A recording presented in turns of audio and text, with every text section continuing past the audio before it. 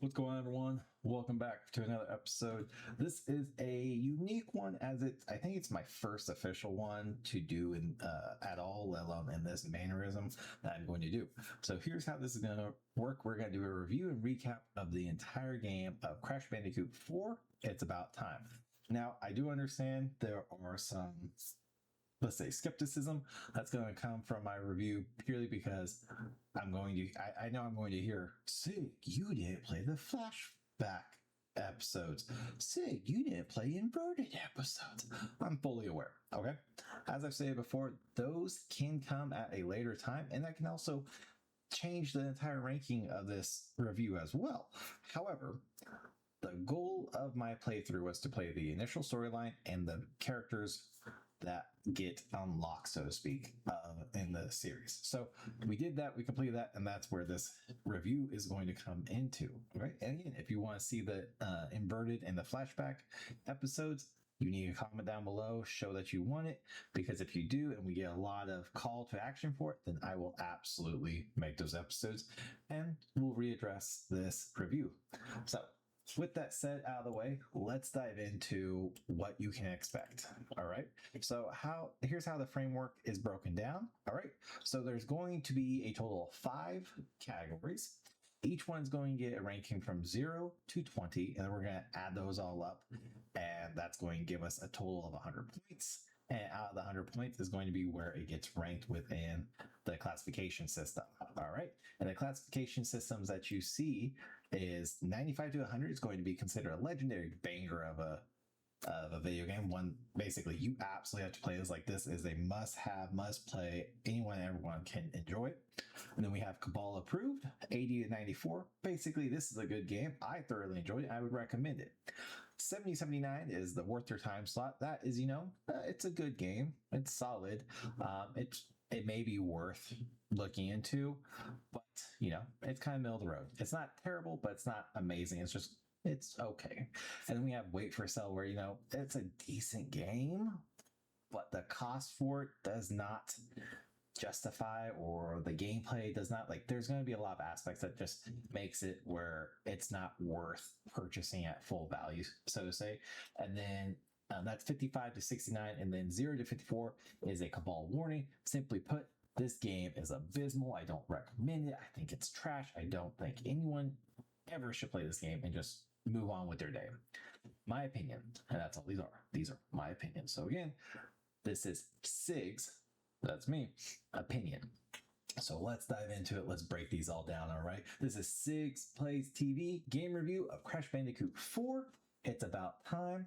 Let's break down it all. All right.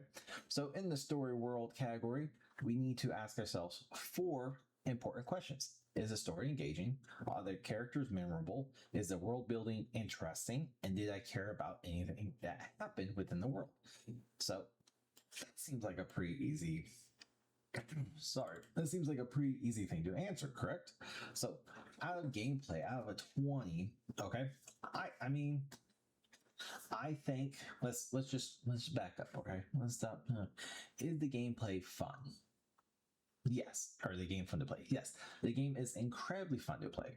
I had a lot of fun playing it. Contrary to perception, where it may seem like I am so angry and stressed at the level, I take those into consideration. Like, that's the type of game, that's the type of strategy that's needed, and does that take away? That does take away, and we'll see that more in like number 4 category, respect your time. But for gameplay, is the game fun to play? I thoroughly enjoyed it for the most part. All right. Are the controls responsive? Or sorry, no, that's yeah. Are the controls responsive? I jumped all around. My bad. Let's back this up. For gameplay, before questions is the game fun to play?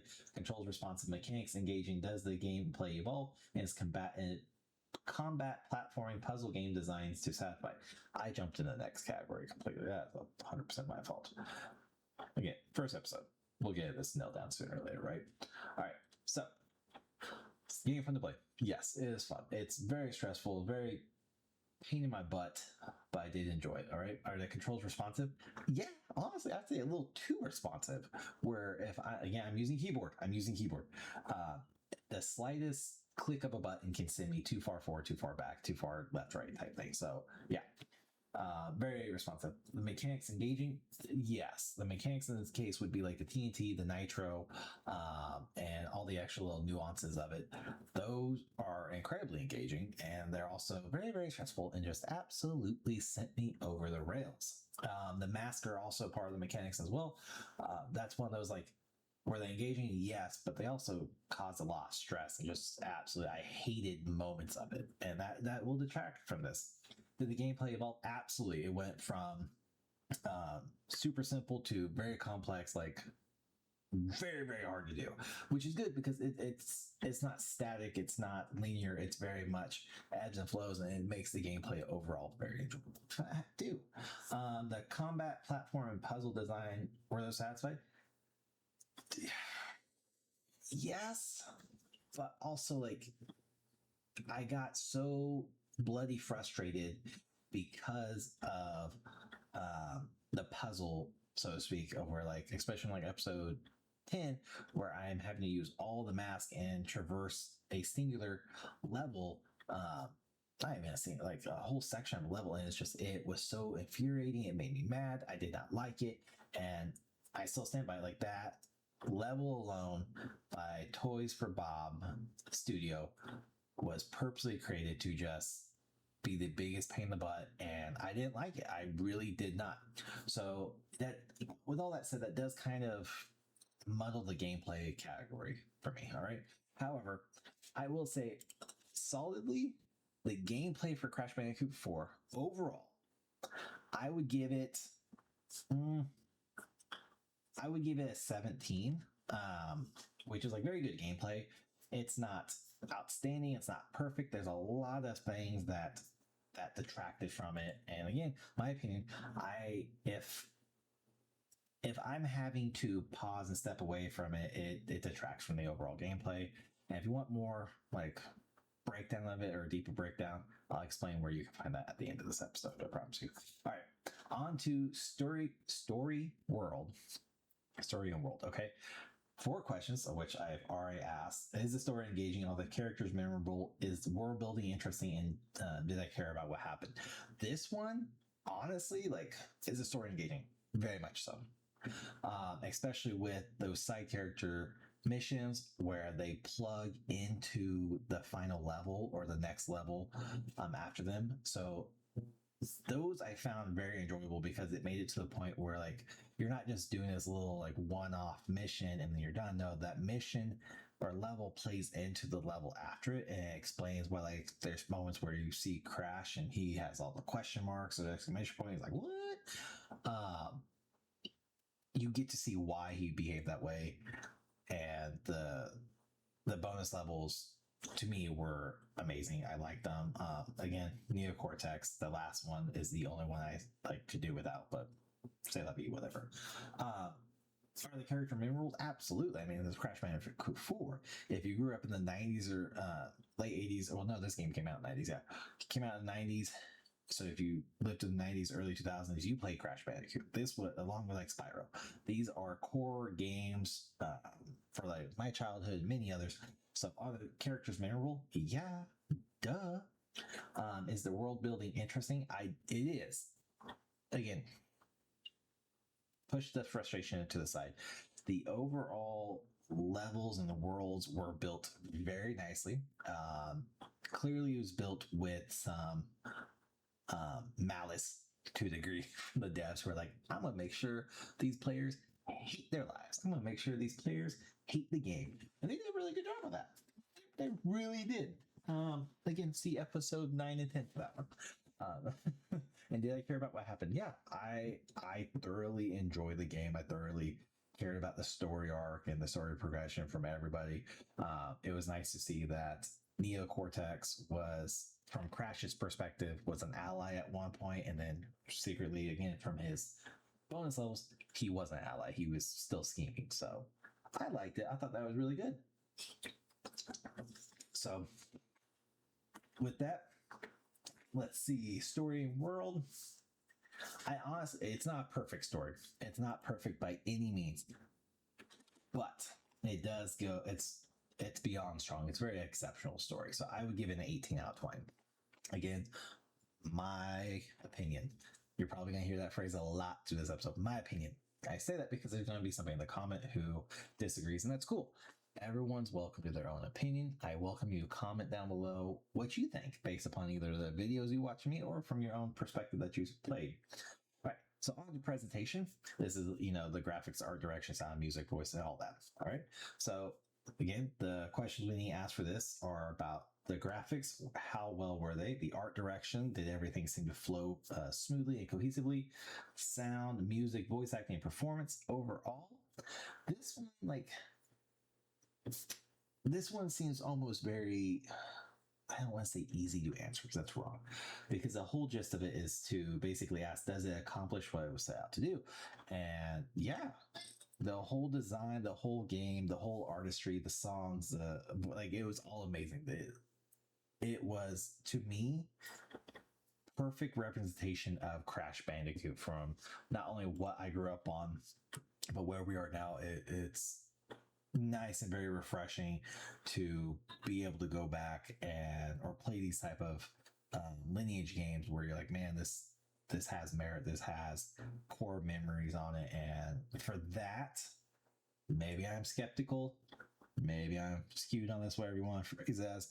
I'm going to give this a perfect score because, again, based upon the series of Crash Bandicoot, this is right on par. Like, this is a perfect representation of Crash Bandicoot. So presentation wise, I'm going to give it 20, which is, again, that's perfection.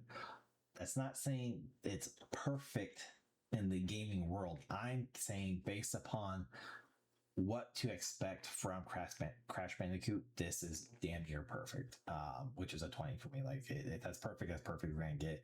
So, yeah, we'll just move on again. Give me your opinions down below. Next up is going to be category 4, which is respect your time.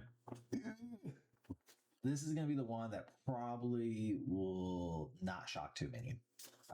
Anyways, the questions we need to ask, is there any unnecessary grinding? Yep, 100%. Is content padded? No, not really. Are the checkpoints fair? Absolutely not. No. Especially if you're playing in like retro.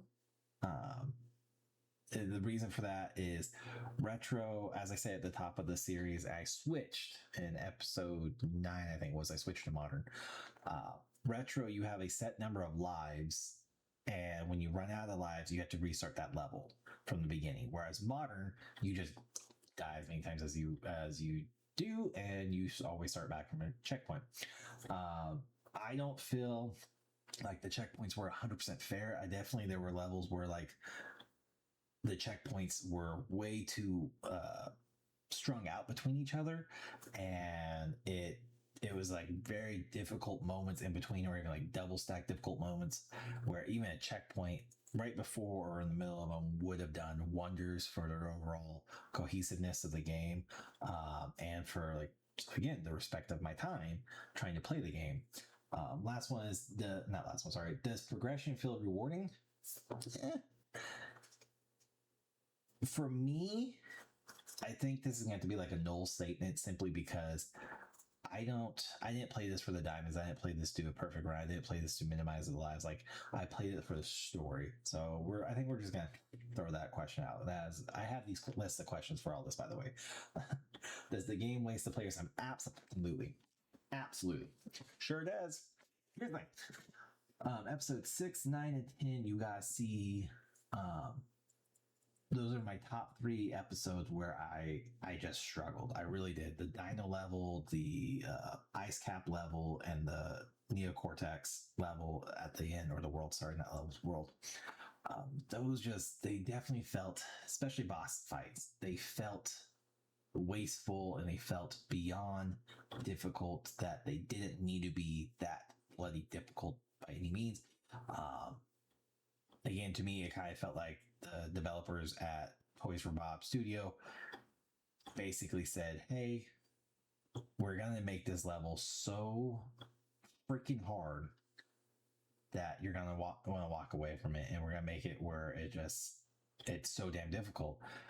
Well, I get from a programmer developer's stance of like you need that difficulty, you need to make it where it's challenging, but there comes a precipice, so to speak, that you literally go over, and it's no longer enjoyable to play the game. It's no longer enjoyable to play that level, and it takes away from um, the overall enjoyableness of, that's probably not a word, the overall that you, whatever, the joy you have for the game and playing it. I feel like it takes away from that when the levels are so bloody hard, because keep in mind there is no difficulty levels on this game. It's not like, new, casual, easy, hard, god mode. No, it's just the game is what it is, and it's at a difficulty level that is.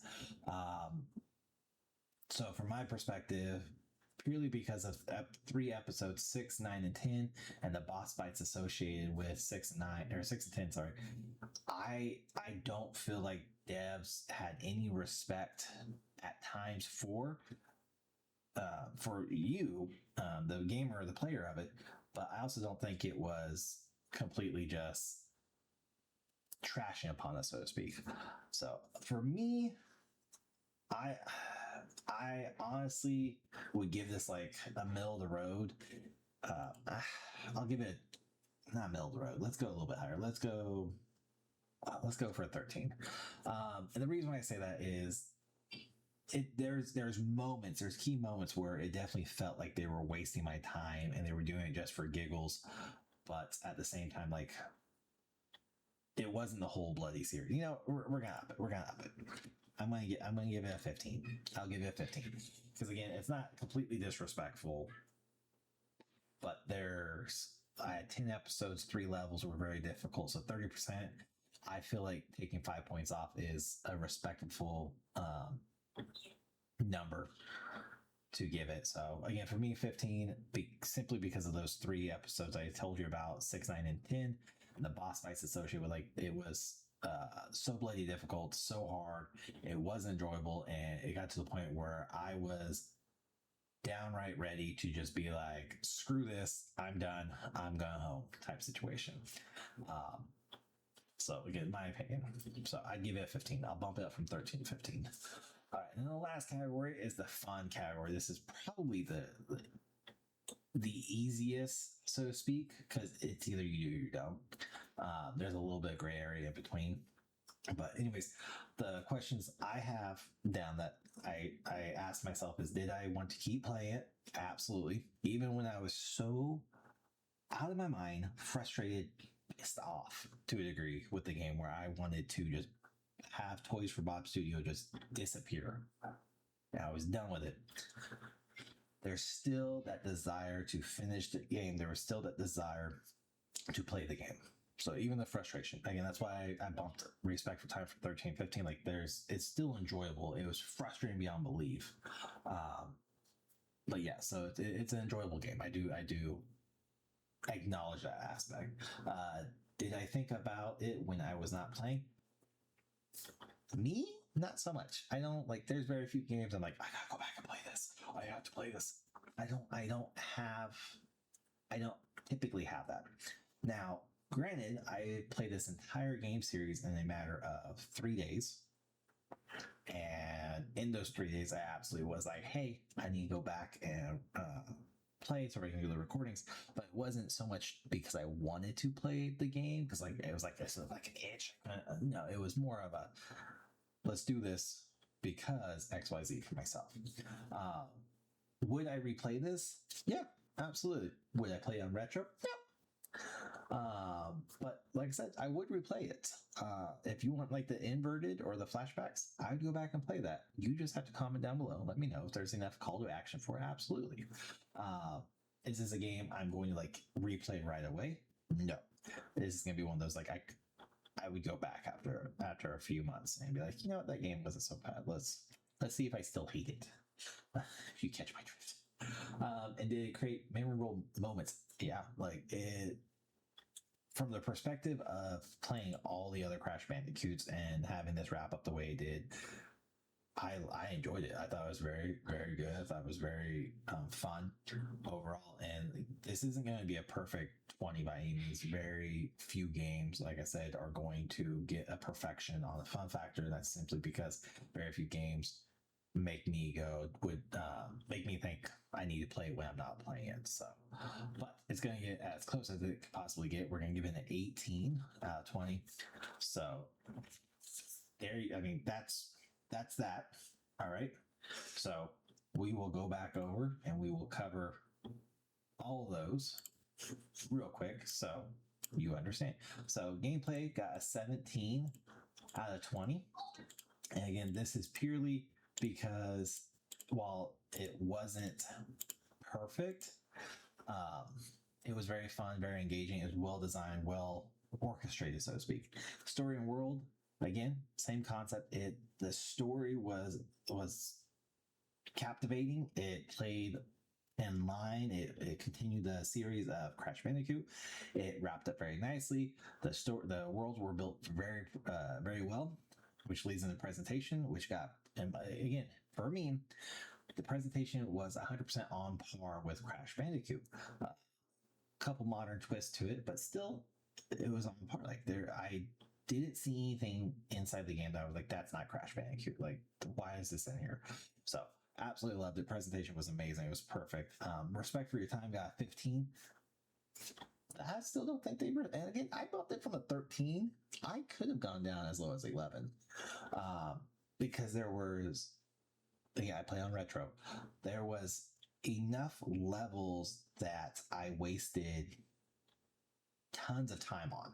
Again, the episodes you watch are unedited, unfiltered, so I'm not pasting together moments to be like, oh look, it looks like I beat this in 5 minutes. No, you saw the full length.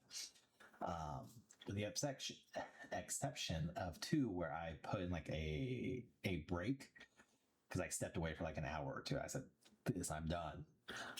But you can watch the lives, and you see me have like, say, like 30, or not lives, deaths. You would see me with 37 deaths, and then when I come back from that break, I still have 37 deaths, and I die again to 38. I didn't rush it. I didn't paste it together. So, yeah, you gotta see it completely raw and unedited. Again, fun factor is down near perfect. But because of how much time I wasted, that just detracted the respect for my time, the amount of time I wasted on several levels, or a few levels, sorry, really is what took away from gameplay, is what took away from story and world, because the level was created and designed way too hard. It took away from respect for your time. It took away from the fun factor. If those levels were fixed in a manner which I guess wasn't so bloody hard, it's gonna make me sound like a wuss and like a noob. That's fine. It would be more enjoyable for me. It really would. So overall, when we add up all 5 categories together, we get a score of 88. And if you look down on the ledger in the bottom right, you'll see the Cabal ranking. That makes it Cabal approved. So yeah, I think that's fair. I would definitely recommend this. I do. I recommend this a lot. I'm trying to get one of my buddies to do a playthrough of this game himself to see if he can do better than me. So hopefully he does, and I will tag him down in the description below, and maybe we can egg him on. But by the time this video comes out, it will be June. What is it? It'll be June. I'm on calendar. June 25th is when this video is being released right now.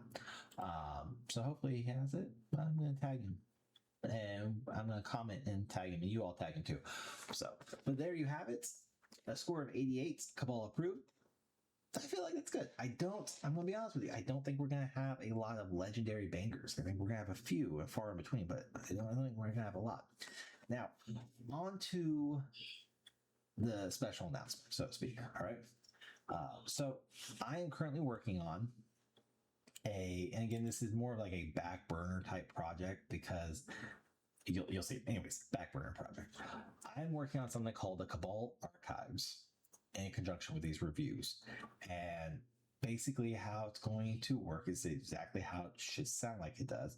I'm going to take these game reviews, I'm putting them on a website. I'm going to link the video, this video, inside the game title, the Crash Bandicoot 4, and you'll be able to view it and see where it's at. This is an ongoing project and it's being worked on. So at the time of this recording, it is not fully launched and not ready. I'm tweaking some things, such as this video. So hopefully it works out amazingly. Hopefully you guys love it and enjoy it. And I'm looking forward to what comes of it. But I gotta get a few games reviewed to even kickstart the website so where it looks proper. I will be honest though, it is not a fancy schmancy, website. I took the cheaper route. I don't care. I'm the one paying for stuff. I'm using Google Sites to design everything and publish it. So that's where it's going to be. And I will link it down below. Just know it's not going to look finished just yet. It will soon before the year's up. So, but yeah, I look forward to it. And as always, if there is a game you think I should play and do a review of after doing a playthrough, you let me know down below in the comment section. Comment on this video or any video and I will get to it. I have a growing list of games, such as literally like yesterday, I added 4 games to my list that I'm going to do a playthrough of. So yeah, I have several and it's ever grown. So hopefully the next choked on my own spit. Awesome. The next playthrough series after this one is going to be one of 2. I haven't decided. And you'll need to subscribe to the channel and turn your notifications on to get alerted because I will post it in the community section of my channel. Like this video too, it does help. So I'm torn between 2, either Call of the Elder Gods or Neon Abyss. Call of the Elder Gods is one that I saw and I was like, I want to play this. And then Neon Abyss is one that was like Crash Bandicoot, was a viewer suggested and viewer recommended. So I'm torn between those 2. I will announce in the community section which one's going to be coming up after this. Leaning a little bit more towards Neon Abyss, if I'm being honest. So yeah, I hope to see you all on the next playthrough series. Don't forget, you can catch me live right now.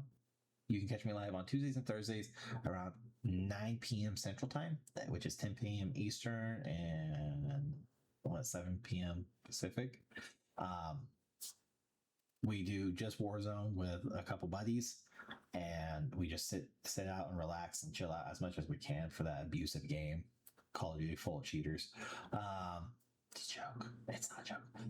And then we have full-length series playthroughs being uploaded daily, Monday, Tuesday, Wednesday, Thursday, Friday.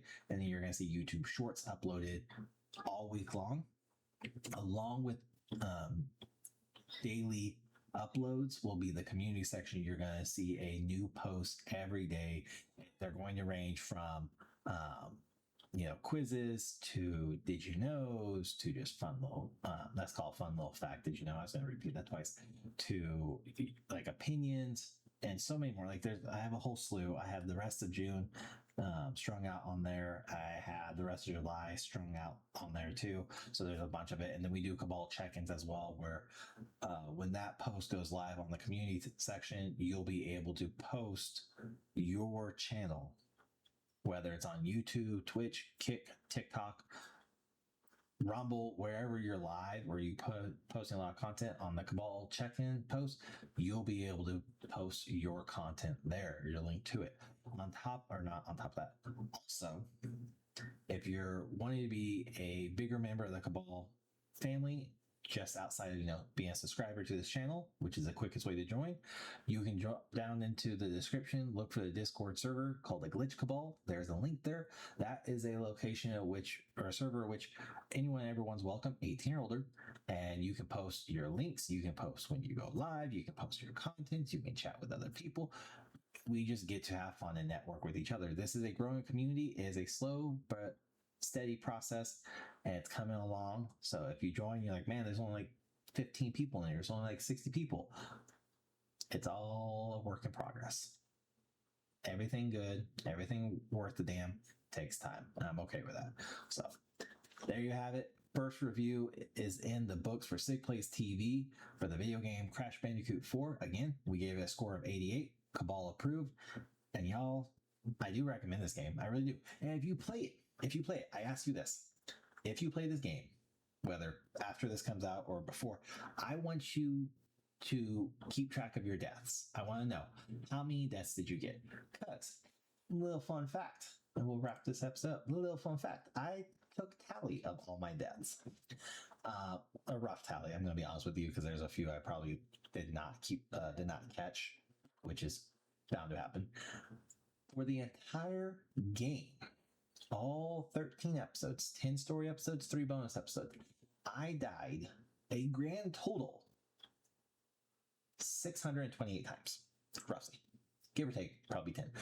Died 628 times. So I want to know, if you play this game on retro, how many times did you die? Keep track of it. And as always, thank you so much for tuning in, hanging out, chilling out with me. I do greatly appreciate it. My name is Sig. This is SigPlaysTV. I am so thankful to have you all here with me. If you haven't already, hit the like and subscribe button to join the Cabal family. Turn your notifications to up to date with everything coming on, whether community section, full-length playthrough series, live streams, or YouTube short. Make sure that notifications is turned on. Otherwise, please do take care, stay safe, stay healthy. Have a wonderful rest of your day.